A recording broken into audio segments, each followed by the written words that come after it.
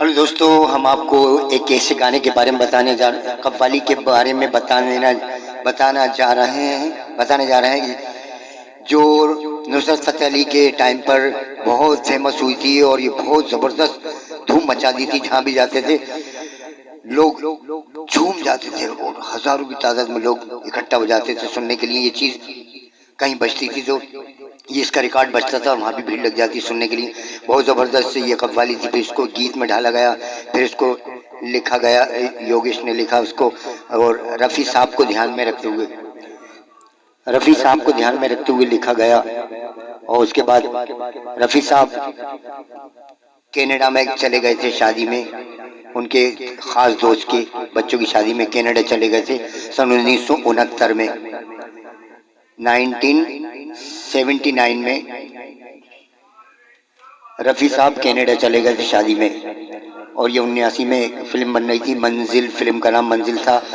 उस गाने के बारे में बता देना चाह रहा हूँ मैं, जो आज तक छुपा हुआ है कि कोई भी नहीं बता पा रहा उसको। और बहुत ज़बरदस्त जब ये गाना लिखा गया था, उसके बाद रफ़ी साहब को योगेश ने लिखा था और R.D. बर्मन ने, दोनों ने मिलकर बात करी थी। रफ़ी साहब को फ़ोन लगाया तो रफ़ी साहब बाहर थे।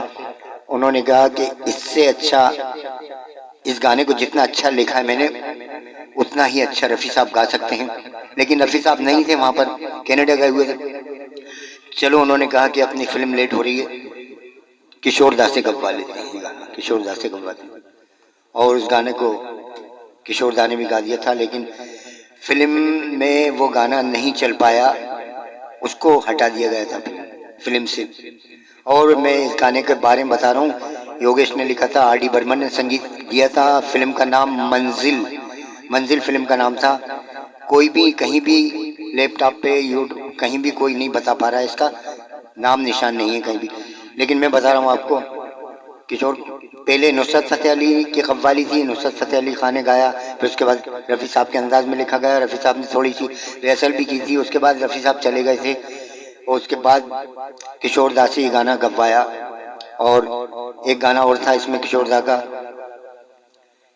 फिल्म मंजिल में ही गाना था, रिम झिम गिरे सावन, सुलग सुलग जाए मन, भीगे आज इस मौसम में, लगी कैसी ये गाना चल गया था, वो गाना नहीं चला, इसलिए उसको हटा दिया गया था। और बाद में उन्होंने कहा, R.D. बर्मन ने और योगेश ने कहा कि ये गाना रफ़ी साहब बहुत ज़बरदस्त गाते, अगर रफ़ी साहब होते तो ये गाना इसको हटा दिया जाए, फिल्म से हटा दिया गया था।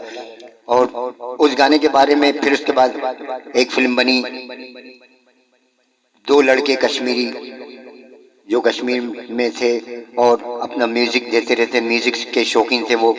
उन्होंने बहुत मेहनत करी वहाँ पर में।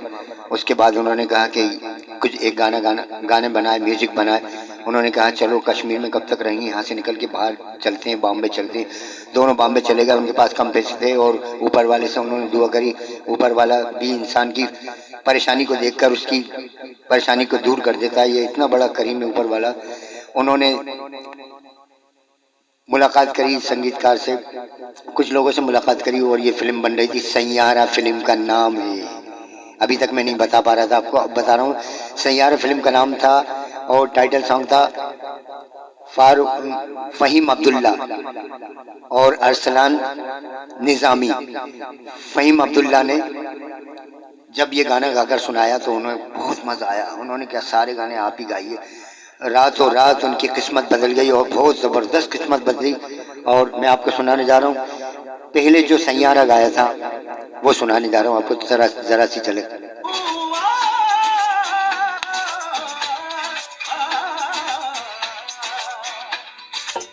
सैयारा तू तो बदला नहीं है, मौसम जरा सा रूठा हुआ है। सैयारा तू तो बदला नहीं है, मौसम जरा सा रूठा हुआ है। दर्द दर्द दर्द दर्द दर्द नींद दर्द पापा नींद मामा पापा रे मामा दर्द तेरे नींद दर्द मामा पापा नींद दर्द मामा पापा नींद दर्द मामा पापा नींद पापा नींद पापा नींद सैयारा तू तो बदला नहीं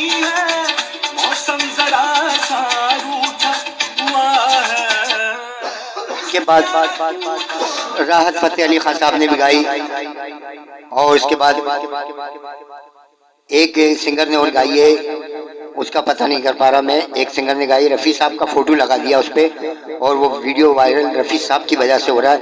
ये हकदार रफ़ी साहब से, जनता की, लाखों जनता की वोटिंग के बाद ये पता चला है कि ये गाना रफ़ी साहब की आवाज़ में बहुत ज़बरदस्त लगता। तो ये गाना किसी सिंगर की टच आवाज़ रफ़ी साहब से टच हो रही थी, थोड़ी बहुत 10%। ये गाना उनसे भी गवाया, और ये गाना आप यूट्यूब पे देखेंगे, लिखा हुआ आएगा सैयारा सॉन्ग रफ़ी किशोर कुमार सन 1980 लिखा हुआ आएगा। रफ़ी साहब का फोटो के बहाने अपने वीडियो को वायरल कर रहा है और व्यूज़ बढ़ा रहा है, लेकिन जबकि ऐसा करना नहीं चाहिए। यूट्यूब का आपका चैनल है तो आपको किसी के नाम से कुछ गलत नहीं करना चाहिए। अगर मैं भी गाता हूँ तो मैं पहले लिखता हूँ Rafi hit song Sadiq Bhopali, Kumar Sanu hit song Sadiq Bhopali, Sonu Nigam hit song Sadiq Bhopali, Rahat Fateh Ali Sadiq Bhopali, Lata hit song Sadiq Bhopali, Hemant Kumar hit song Sadiq Bhopali. मतलब पहले सिंगर का नाम लिखता हूँ, फिर उसके बाद Ghulam Ali hit song, hit गज़ल सादिक भोपाली, इस तरह लिखता हूँ मैं भी। लेकिन सैयारा सॉन्ग बहुत ज़बरदस्त हुआ है, बहुत हिट हुआ है, और फ़हीम अब्दुल्ला और अरसलान निज़ामी रातों रात उनकी किस्मत बदल गई। मैं भी इसी इंतज़ार में हूँ। मैं बहुत सारे मैंने गाने लिखे हैं, मैं भी लिखता हूँ। मैं भी ऊपर वाले लोग मुझसे कहते हैं कि ऊपर वाले की आस रखो, ना उम्मीद मत हो उसकी ज़ात से, और ना उम्मीद मत हो उसकी ऊपर भरोसा रखो, तुम्हारी किस्मत भी बदल जाएगी, तुम्हारी मेहनत भी रंग लाएगी। तू पास है मेरे, पास है ऐसे, ये गीत मैं पहले रिहर्सल करूंगा, पहले सुनूंगा और अच्छे से गाऊंगा।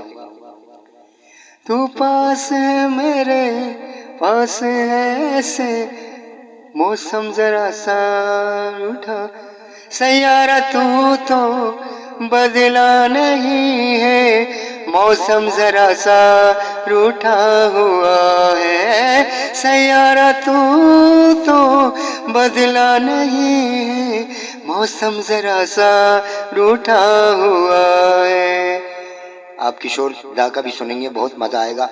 किशोर दा ने भी बहुत मेहनत करी इस गाने को बनाने में। रफ़ी साहब ने भी गाया था, नुसरत फतेह अली, राहत फतेह अली, बहुत सारे कलाकारों ने गाया है गाने को।